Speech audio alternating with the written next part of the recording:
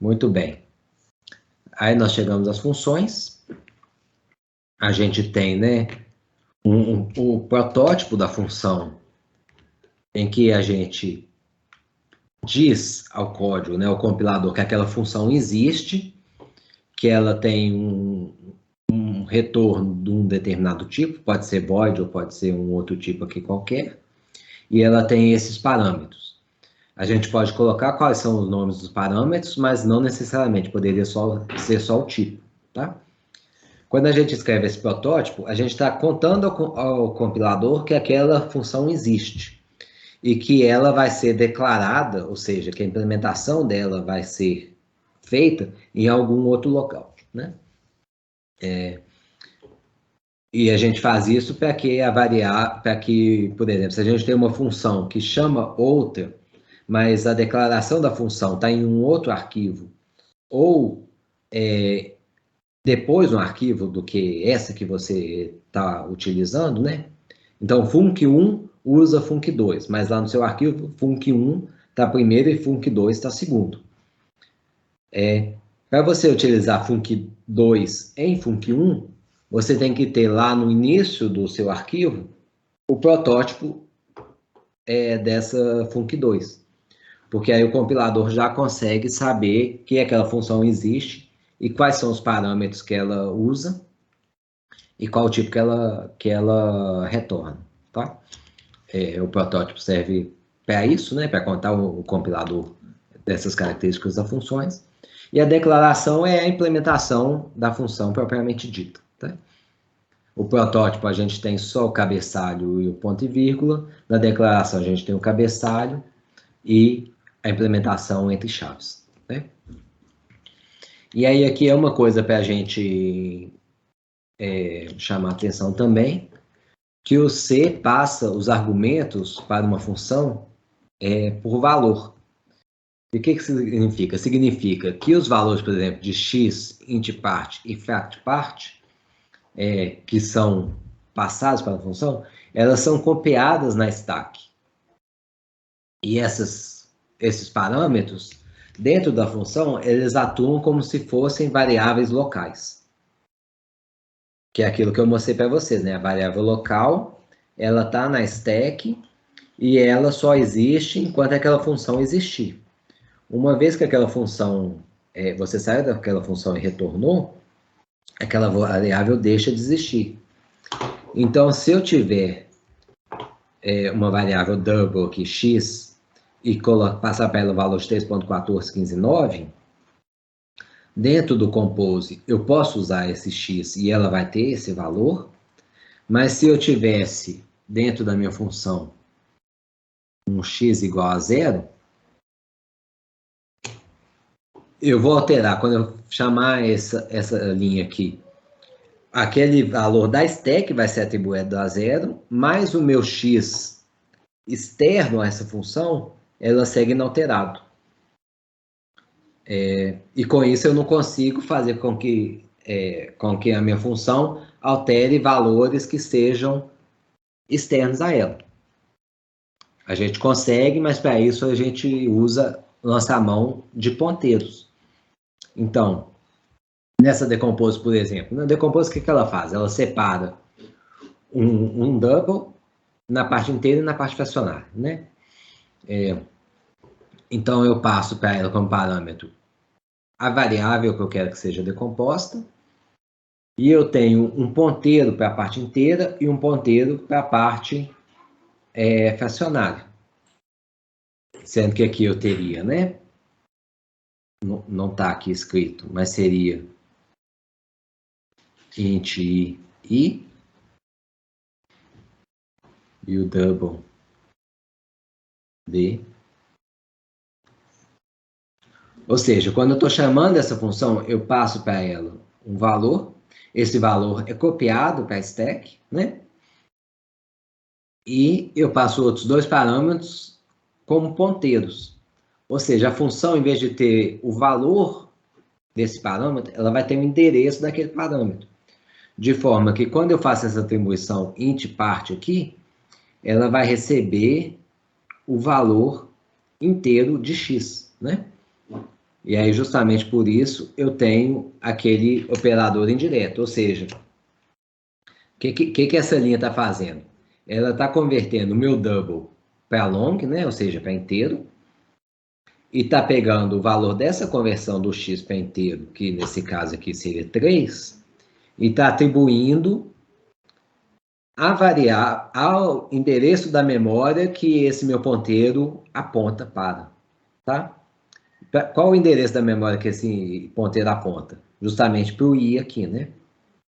Ou seja, quando eu chamo essa função, a variável i recebe o valor inteiro do parâmetro x que eu passei. E aí o mesmo vale para o d. Na frac part, eu faço essa atribuição indireta, ou seja, o valor do endereço da memória apontado por frac part vai receber o resultado dessa operação. Onde eu uso aqui de novo o asterisco para pegar o valor do endereço que o ponteiro aponta e não o valor do ponteiro, né? O valor do ponteiro é o endereço. O asterisco do ponteiro é o valor contido naquele endereço. É meio confuso, né? Assim, mas espero que tenha ficado mais claro. E aí, fazendo essa construção, ou seja, passando ponteiros para as funções e não o parâmetro diretamente, eu consigo alterar valores de variáveis externas àquela função. Tá certo, gente? Eu acho que talvez isso vocês saibam, mas é algo bastante importante para a gente ter em mente, né? E esse uso, né, bastante intenso de parâmetros, de ponteiros nos parâmetros da função, nos gerou a criação de um operador que é o operador, sei lá, setinha. Eu, pelo menos, interpreto isso como uma seta, né? Essa seta, né, quando eu faço um ponteiro, a seta para A, ela corresponde ao asterisco P ponto A, ou seja, eu pego, no final das contas, eu estou pegando o valor de A, né? Se eu fizesse asterisco PA, como está aqui, olha, eu estou pegando o offset de A e estou interpretando isso como um ponteiro.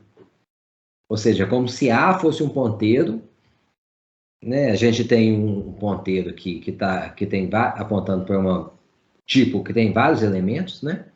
O A é um deles. E se eu fizesse asterisco P.A, o compilador resolve isso como asterisco entre parênteses PA, ou seja, ele vai pegar o valor que está atribuído em A e vai ver aquilo como um endereço. Quando a gente usa a setinha, ele pega o valor contido em A. É como se fosse um valor, não como se fosse um endereço, né? Essa que é a diferença. E aí, quando eu passo aqui numa função, por exemplo, MSMain, eu tenho esse parâmetro que é o self, que é um ponteiro, e eu quero mudar o estado desse meu parâmetro, eu vou usar self setinha state igual a msidle. E não, ou seja, eu estou alterando o valor da variável que é passada por um parâmetro para idle, tá? Esse seria o significado, né? Como é que a consequência disso, tá? Pergunta, gente. Essa parte ponteiro é mais confusa, né? Alguém tem dúvidas?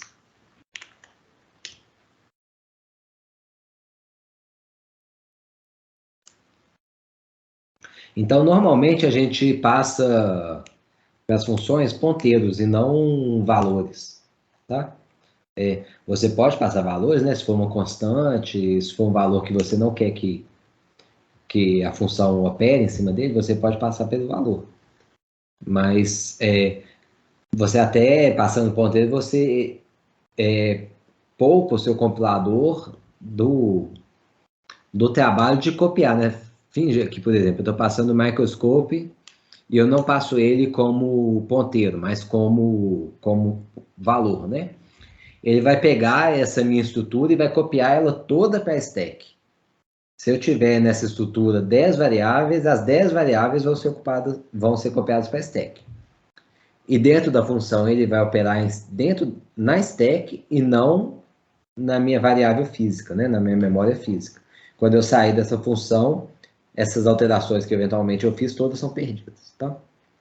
Então, passar por ponteiro também evita essa cópia desnecessária de valores para stack. Né? Eu só copio o endereço para stack, o resto fica lá no lugar da memória onde estava.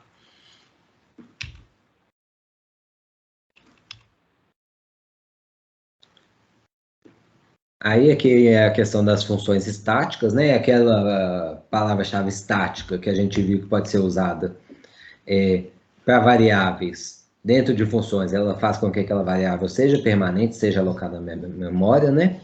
Fora de funções, a gente faz com que aquela variável tenha um escopo local somente do arquivo, né?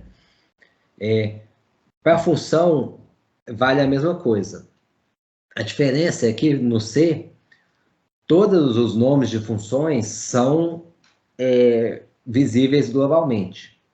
E isso a gente tem que tomar muito cuidado. Se você tem uma função decompose em um ponto C e decompose em um outro ponto C, o compilador não vai saber qual decompose usar, porque ambos os decomposes têm visibilidade global. Ou seja, aquele decompose ele tem visibilidade global. E quando você chamar aquilo, talvez o compilador não consiga saber se você está se referindo ao decompose que está no arquivo C, sei lá, application.c ou no arquivo init.c. Isso é até uma razão para que, se vocês olharem aqui no meu código, eu tenho um módulo, que esse aqui, por exemplo, é um módulo da máquina de estados, né? E eu coloco em todas as funções o SM underline antes do nome da função. Isso é justamente para evitar, por exemplo, o init seria um nome de função bastante comum, né? Se nesse módulo eu tiver uma função init e em um outro módulo eu tiver outra função init, o compilador não vai saber qual init utilizar, tá? Então, a gente fazer esse init, o SM init, a gente evita essa dor de cabeça e que muitas vezes, de novo, é difícil da gente encontrar a razão daquele problema, né? E pode ser por isso. E voltando na função estática, então, como os nomes de funções C normalmente têm, né,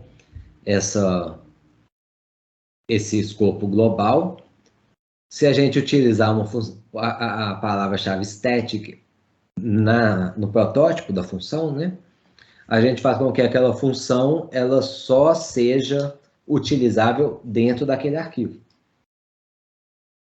O que é útil porque você limita e você também limita o uso daquela função. Aquela função é uma função que você só quer que seja utilizada ali naquele arquivo. Você não quer que... Não é uma função...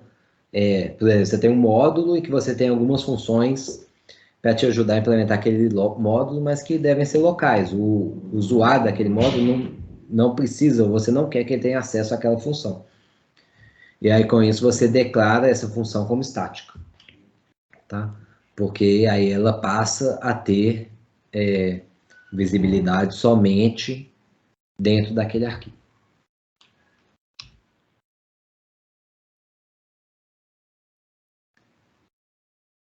Bem, continuando, a gente tem aqui as possibilidades de ter ponteiros para funções, tá? E isso pode soar estranho à primeira vista, mas na verdade a gente tem que pensar que o nome de uma função, na verdade, ele se traduz em um endereço da memória onde o código daquela função é implementado, né? Então, um ponteiro para uma função, na verdade, ela aponta para aquele início daquela região onde a função é implementada. Um exemplo aqui, por exemplo, eu tenho uma função que retorna um double e que ela integra uma função, ou seja, o ponteiro de uma função, entre os valores A e B. Qual função é essa? Justamente, eu vou passar pro meu... Eu passo como parâmetro dessa função o endereço de uma função que vai calcular um valor, né? Ou seja, nesse caso, a função f aqui, ela calcula um valor, de forma que meu integrate ele vai chamar dentro dele a função f através do ponteiro f, passando um parâmetro x. E ele faz isso para poder obter o valor daquela função entre a e b. E assim a gente consegue fazer com que essa minha função de integrar, né, ela seja genérica, ela não está integrando um seno, um cosseno ou um exponencial, qualquer coisa. A gente simplesmente passa para ela o endereço da função que vai me retornar um double e que eu quero usar, né, esse valor que essa função retorna para poder integrar entre dois limites. Isso acaba sendo bem utilizado também. Aqui tem uma outra funcionalidade, né? Por exemplo, a função QSort da biblioteca standlib, ela me permite organizar, né, um arranjo com um número variável de elementos e ela não especifica um tipo exatamente dos elementos. Os elementos podem ser inteiros, podem ser floats, ou podem ser até de um tipo definido pelo usuário. Digamos que eu tenho um arranjo daquele meu state machine, e que eu quero organizar aqueles elementos em função do estado que eles estão, né? Com esse ponteiro, para as funções, eu consigo passar para essa minha função que é sorte, um parâmetro que seria essa comp, que é uma função que vai dizer se um elemento é maior do que o outro, é menor do que o outro ou é igual. Se ele é menor, ele volta -1. Se ele é igual, ele volta 0. E se ele é maior, ele volta 1.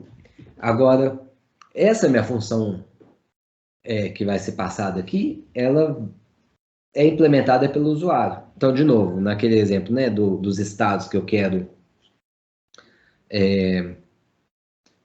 organizar eles em função do estado, né, init é menor do que off e tal, eu implemento uma função que vai fazer justamente essa comparação e vai me retornar a informação dessa forma. Se um for menor do que o outro é -1, se for igual a 0, se for maior é 1.